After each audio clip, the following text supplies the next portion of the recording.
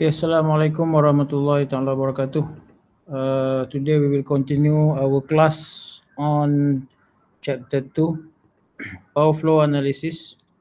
So basically, this you want to look at the general equation, okay, Powerflow solution and equation. So today we will have a synchronous class.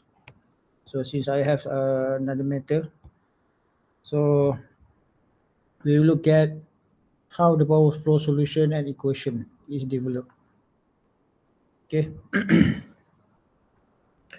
The power flow studies, load flow form an important part of power system analysis. So this is necessary for planning, as I said previously before in the previous class. So basically, what is the problem in the power flow? So we want to determine the magnitude and phase angle. So we want to determine the voltage magnitude and the angle at each bus, whether it's a generation voltage, generation bus or load bus. Okay, and then we want to know the P and Q as well as in the each line. Okay. So in solving the power flow problem, the system is assumed to be operating under balanced conditions and the single phase module is used. Okay. So four quantities are associated with each bus. Number one, that I said previously, is voltage magnitude, phase angle, real power, and reactive power. So when we obtain everything, we can get the power flow solution. So this is example that of the load flow analysis using ETAP. Okay, this is using ETAP. So from here you can see that at each bus, let's say this bus, so you have the voltage magnitude. So this one is in terms of percentage, meaning that this one is 0.9932 magnitude per unit. Okay, and the angle is negative 1.18 degrees. This one is the angle. And then we know the power in and also the power out. So basically similar with the current, so the real and then reactive power that going into the bus is equals to the outflow. We call it outflow. This one inflow is outflow. So this one is 0.5 megawatts, 0.3 MVAR. Okay, meaning that this branch 0.4 plus 0.1 equals to 0.5. Okay, 0.3, 0.01 because already is quite similar, so we make a 0.3. Not much, not much significant. Okay, this is example. At each bus, we want to find the quantities of the voltage magnitude, voltage angle, real power, and reactive power.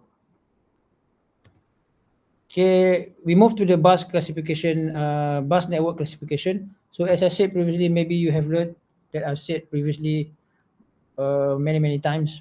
So we have slack bus, or sometimes we call it a swing bus, okay, or reference bus.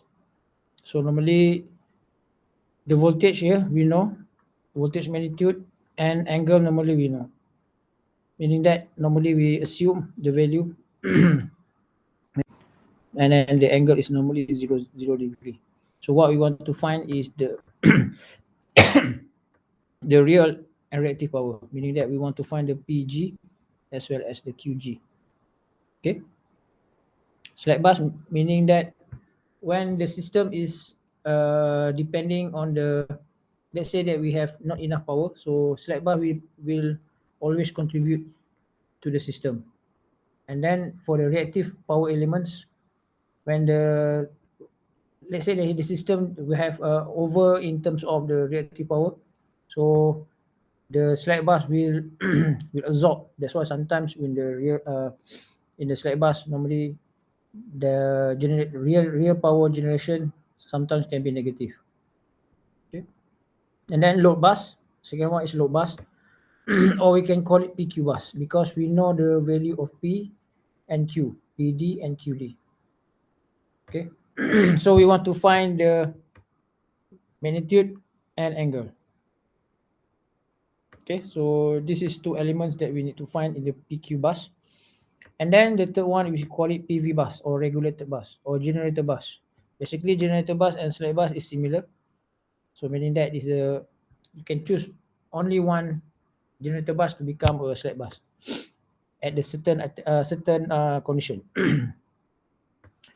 So the PV bus, because why name is PV bus? Because we know the power as well as the voltage magnitude. So we need to find the QG as well as the angle. Okay, this is the element that we need to find. So this is example. So we have, this is a 3-bus system. So we have swing bus or slack bus, we have PQ bus, and then we have PV bus. Okay, don't be confused.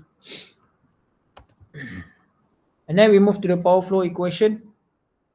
So this is a typical power system. Normally, as we mentioned previously, that we have we consider at the certain bus. Let's say we have the bus I here, and it connected within the bus. This one is bus 1, bus 2, as long until bus N. Okay, so the current inflow to this bus, as I said previously, we can refer as a node, must be equal to the current outflow, right?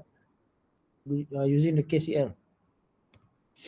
So we apply KCL at bus I. So basically, this is the similar equation that previously we have developed. So VI divide that times, because we use KCL or you use Ohm's law, V equals to Iz. Since Z we change to Y, so because, and then it become I over Y, right? So we want to find the current. So it is becoming the VI. No, Vy. So that's why you get the yi0 times Vi plus yi1 here.